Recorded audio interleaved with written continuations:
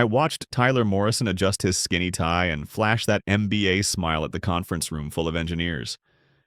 26 years old, fresh out of Northwestern Kellogg, and absolutely convinced he was the smartest person in the room. He had no idea he was shaking hands with the man who'd just decided to destroy his career. My name is Robert Chen. I'm 52 years old, senior principal engineer at Meridian Technologies, where I have spent the last 28 years designing industrial automation systems. I hold 17 patents in robotics and process control, though most people in this room don't know that. I prefer it that way. Tyler had just finished his introduction as our new Director of Innovation, a position that didn't exist until 6 months ago, when corporate decided our R&D department needed fresh thinking and disruptive leadership. His first official act was to gather all the senior engineers for what he called a paradigm alignment session. "The future belongs to digital natives," Tyler announced, clicking through his PowerPoint presentation with practiced confidence. "People who understand that innovation isn't about incremental improvements to legacy systems, it's about revolutionary thinking, artificial intelligence, and cloud-native solutions." I listened from the back of the room, taking notes in my leather portfolio, the same one I'd carried for 15 years. Tyler's presentation was full of buzzwords and stock photos, but remarkably light on actual technical content. He talked about leveraging synergies and optimizing disruptive workflows without demonstrating any understanding of what our department actually did. "The old guard has done good work," Tyler continued, his eyes sweeping over the room of engineers in their 40s and 50s. "But old dogs can't learn new tricks. The industry is moving too fast for incremental thinking." That's when everyone laughed. Not because they thought Tyler was funny, but because they were nervous. 3 of my colleagues had already taken early retirement packages in the past year, and everyone knew corporate was looking for ways to reduce headcount among senior engineers. Tyler seemed to interpret the laughter as agreement. He smiled wider and pointed directly at me. "Robert, you've been here longer than anyone. What do you think about embracing revolutionary change?" I stood up slowly, closed my portfolio, and walked to the front of the room. Tyler's confident expression flickered slightly as I approached. I was 6 inches taller than him, and probably outweighed him by 60 pounds of muscle earned from 30 years of weekend construction projects.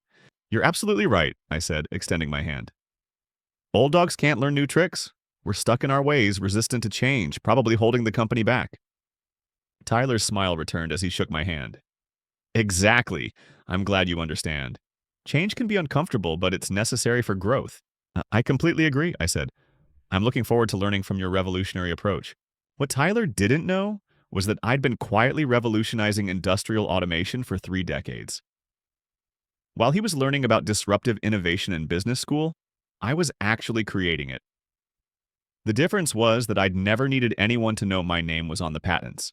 That afternoon, I walked back to my office, a corner space I'd earned through seniority, and opened the fireproof filing cabinet where I kept my real work. 28 years of innovation, all documented, all protected, all mine. The first patent was filed in 1997, Adaptive Control Systems for Industrial Processes. I developed it to solve a recurring problem with manufacturing line efficiency, but it had applications far beyond what anyone at Meridian realized. The royalty checks from licensing that single patent to overseas manufacturers had been quietly funding my daughter's college education. By 2005, I'd filed 6 more patents in predictive maintenance and sensor integration. By 2010, it was advanced robotics and machine learning applications. By 2015, cloud-based monitoring and artificial intelligence for industrial systems. Everything Tyler had mentioned in his presentation as revolutionary new thinking was actually based on work I'd been doing for years.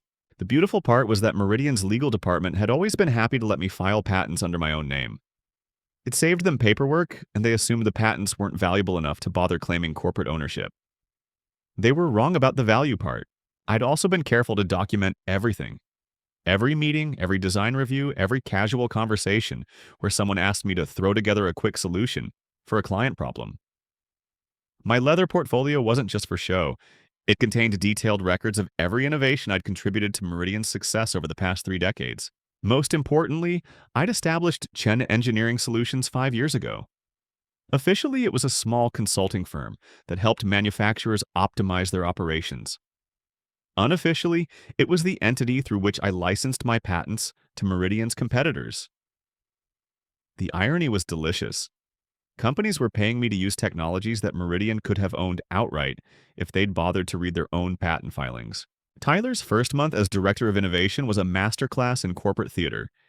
He held daily ideation sessions where he encouraged the team to think outside the box and leverage cutting-edge technologies.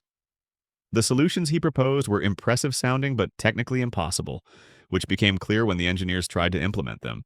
That's when Tyler started coming to my office for informal consultations. He'd present his grand vision for a new automation system, and I'd quietly explain why it wouldn't work.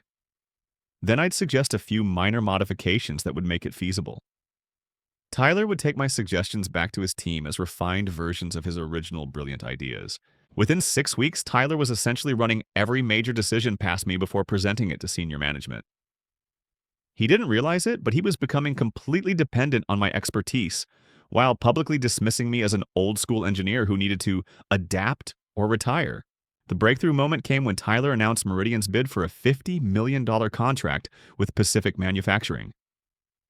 The client wanted a completely integrated automation system that could predict equipment failures, optimize production schedules, and adapt to changing market demands in real time. "This is our chance to showcase truly revolutionary thinking," Tyler announced at the all-hands meeting. "I've been developing a proprietary system that combines artificial intelligence, predictive analytics, and cloud-native architecture in ways that have never been attempted before." I had to admire his confidence. The system he was describing was indeed revolutionary, because I'd spent 3 years developing it in my spare time. Every algorithm, every integration protocol, every optimization routine was covered by patents I'd filed between 2019 and 2022. Tyler spent the next 2 weeks preparing his presentation for Pacific Manufacturing's board of directors. He created elaborate diagrams, commissioned professional renderings, and even hired a video production company to create a demonstration of the system in action. The presentation was scheduled for Friday morning, with the entire Meridian executive team in attendance. Thursday afternoon, I made a phone call to David Kim, CEO of Pacific Manufacturing. David and I had worked together 15 years earlier when he was an engineer at a smaller firm. I'd helped him solve a critical automation problem that saved his company about $2 million in downtime. We'd stayed in touch over the years. "Robert, good to hear from you. I heard Meridian is pitching us tomorrow. Are you involved in the project?" "Not directly," I said, "but I thought you should know that the core technology they're proposing is already available for licensing through Chen Engineering Solutions. In fact, we've been working with several of your competitors to implement similar systems." David was quiet for a moment. "Are you saying Meridian is trying to sell us technology they don't own?" "I'm saying they're proposing to develop technology that already exists and is available from other sources. Whether they own it or not is a question you should probably ask them directly." Friday morning arrived with typical October drizzle. I got to the office early and positioned myself in the conference room where Tyler would be presenting. The Pacific Manufacturing team arrived at 9:30, followed by Meridian's entire C-suite. Tyler strode in wearing his most expensive suit and carrying a leather portfolio that looked suspiciously similar to mine. The presentation was flawless. Tyler had mastered every technical detail, understood every integration challenge, and anticipated every question the client might ask. Watching him explain concepts I'd developed was like seeing a master actor perform Shakespeare. Technically perfect, but somehow missing the soul of the original. "The key innovation," Tyler explained, pointing to a complex diagram on the wall-mounted display, "is our proprietary machine learning algorithm that can predict equipment failures up to 6 weeks in advance. This isn't just monitoring sensor data, it's understanding the subtle patterns that indicate developing problems before they become visible." David Kim raised his hand. "That sounds impressive. Is this technology protected by patents?" Tyler smiled confidently. "Absolutely. We have extensive intellectual property protection for all our core innovations." "Filed by Meridian Technologies?" Tyler's smile flickered. "Well, the specific filing details are handled by our legal department, but yes, all our proprietary technology is fully protected." David nodded and made a note on his tablet. "And this technology isn't available from other sources?" "This is completely proprietary to Meridian," Tyler said. "You won't find anything like this anywhere else in the market." That's when David Kim opened his own tablet and began reading from what was obviously a prepared statement. "According to our preliminary research, The core algorithms for predictive maintenance using machine learning pattern recognition are covered by U.S. Patent 10,847,293, filed in 2021 by Robert Chen of Chen Engineering Solutions. The cloud integration protocols are covered by Patent 10,934,156, also filed by Mr. Chen in 2022. The adaptive control systems are covered by Patent 9,654,188, filed by Mr. Chen in 2019. The room went completely silent.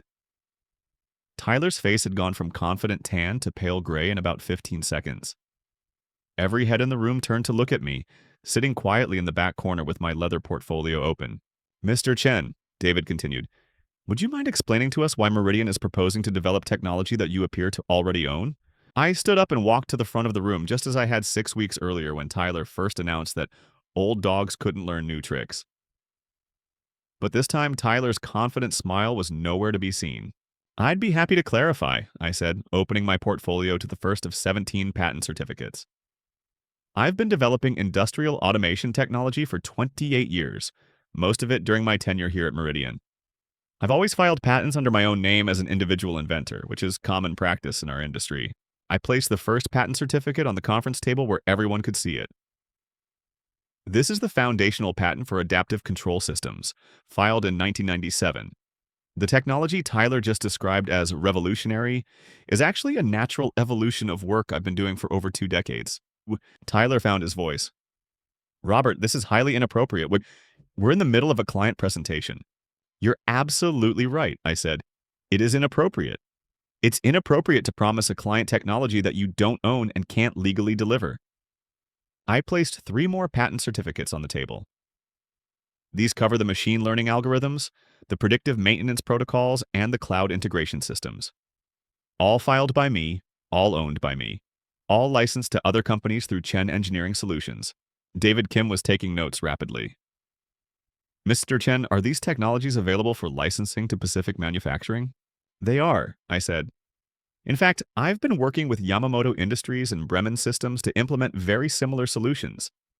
I'd be happy to discuss licensing terms that would allow Pacific Manufacturing to deploy these systems immediately, rather than waiting for Meridian to reinvent something that already exists. The Meridian CEO, Janet Walsh, spoke for the first time. Robert, can I see you in the hallway for a moment? I followed Janet out of the conference room, leaving Tyler to face the Pacific Manufacturing team alone. In the hallway, Janet's usual corporate composure had cracked slightly. What the hell is going on? She asked. Why didn't we know you owned patents for this technology? You did know, I said. Every patent filing was submitted through Meridian's legal department for review. They determined that since I developed the technology during my personal time, using my own resources, there was no corporate claim to ownership. And you've been licensing this technology to our competitors? I've been licensing it to manufacturers who need advanced automation solutions. Some of them happen to compete with Meridian in certain markets. Janet was quiet for a moment, processing the implications. How much revenue are we talking about? Chen Engineering Solutions generated about $2.3 million in licensing revenue last year.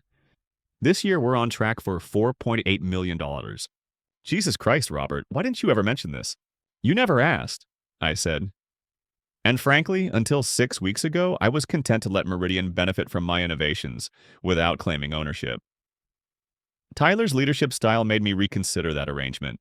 We returned to the conference room to find Tyler attempting to salvage his presentation by promising that Meridian could develop alternative solutions that would achieve similar results.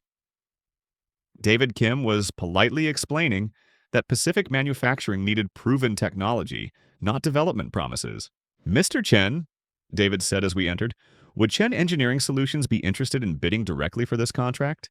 I looked at Tyler, who was staring at his shoes, then at Janet, who was obviously calculating damage control options. I'd be very interested, I said. I could have a detailed proposal to you by Monday morning. Excellent. I think we've heard everything we need to hear today. After the Pacific Manufacturing team left, the conference room emptied quickly. Only Tyler, Janet, and I remained. Tyler was packing up his presentation materials with shaking hands. Tyler, Janet said, I think you and I need to have a conversation about your understanding of our intellectual property portfolio. I had no idea, Tyler said. Robert never mentioned that he owned patents for this technology. Why would I mention it? I asked. You made it clear that old dogs like me don't understand modern innovation. I assumed you'd done your research before promising clients technology that Meridian doesn't own. Janet stood up. Tyler, please prepare a full report on all the projects you've proposed since joining the company. I want to know if there are other intellectual property issues we need to address. And Tyler, I added, you might want to check whether any of your other revolutionary ideas are already covered by existing patents. The patent database is publicly searchable. Even old dogs like me can figure out how to use it. Tyler left the conference room without another word. Janet and I sat in silence for a moment, looking at the patent certificates still spread across the table. Robert, what would it take to bring Chen Engineering Solutions into Meridian as a subsidiary? You mean acquire my patents and consulting business? I mean give you the resources and authority to do what you've obviously been doing better than we have. I gathered up my patent certificates and placed them back in my portfolio. I'll need to think about that. Right now I'm enjoying the flexibility of working for myself. Think about it seriously, Janet said. And think about what kind of authority you'd want if you came back to lead our innovation efforts. 2 hours later, I was back in my office when Tyler knocked on my door. He looked like he'd aged 5 years since the morning presentation. Robert, can we talk? I gestured to the chair across from my desk. Tyler sat down and stared at his hands for a moment before speaking. I owe you an apology, he said.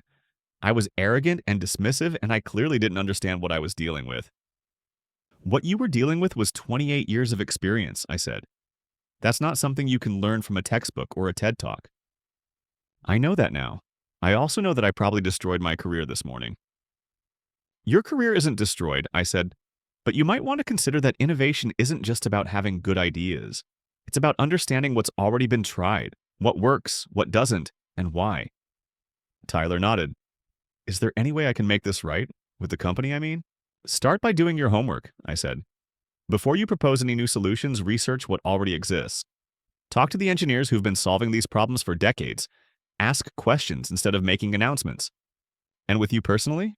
I looked at this young man who'd walked into my department 6 weeks ago, convinced that he knew more than everyone else combined. He reminded me of myself at that age. Confident, ambitious, and completely ignorant of how much I didn't know. Tyler, I don't take any of this personally. You're not the first young manager who thought experience was a liability instead of an asset. You probably won't be the last. But you're going to take the Pacific manufacturing contract. I'm going to bid for it, I said. Whether I get it depends on whether I can deliver what they need better than anyone else. Tyler stood up to leave, then turned back. For what it's worth, the system you described this morning was genuinely impressive. I wish I'd been smart enough to ask you about it before promising clients we could build it from scratch. After Tyler left, I opened my laptop and began preparing the proposal for Pacific Manufacturing.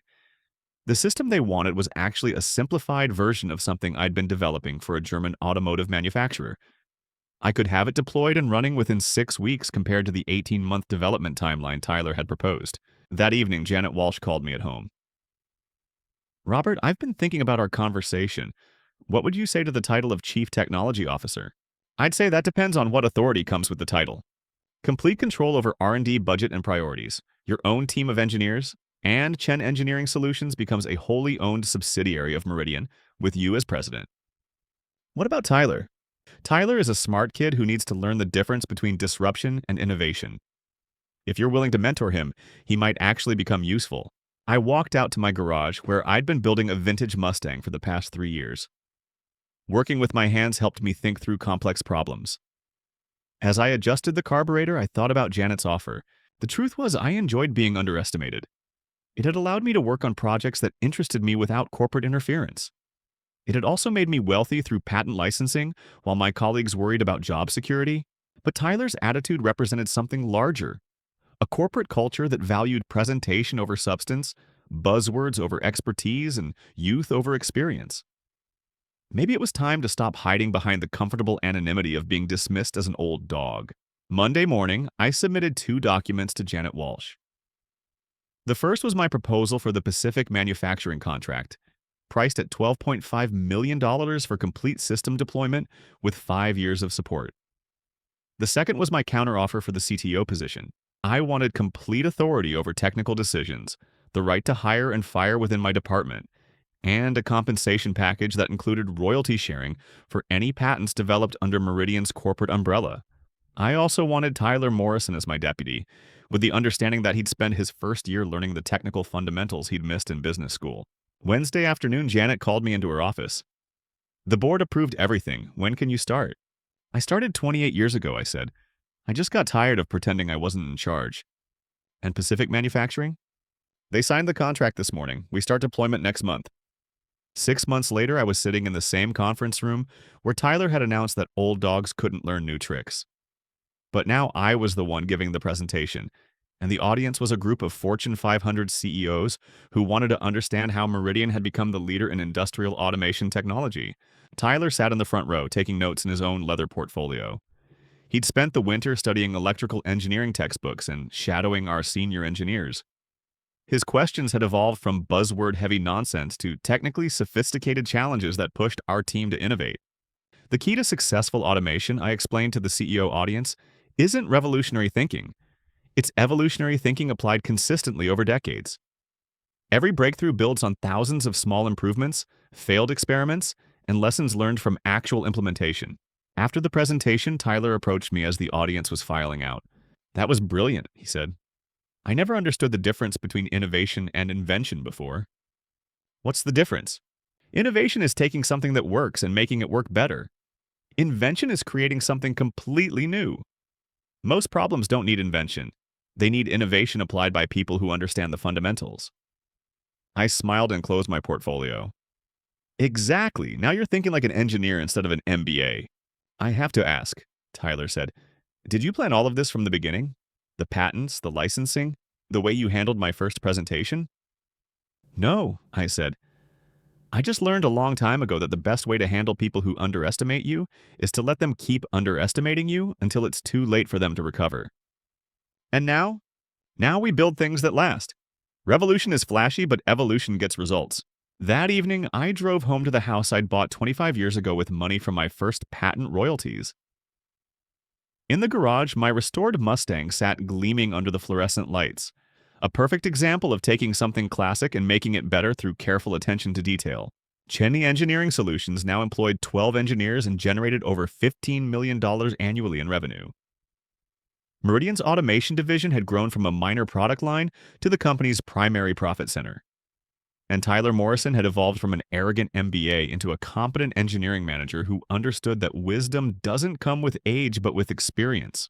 The funny part was that I really was an old dog who couldn't learn new tricks. I'd been using the same approach for 3 decades. Listen carefully, document everything, build solutions that work, and let other people take credit until it's time to set the record straight. Some tricks never go out of style. Subscribe if you agree.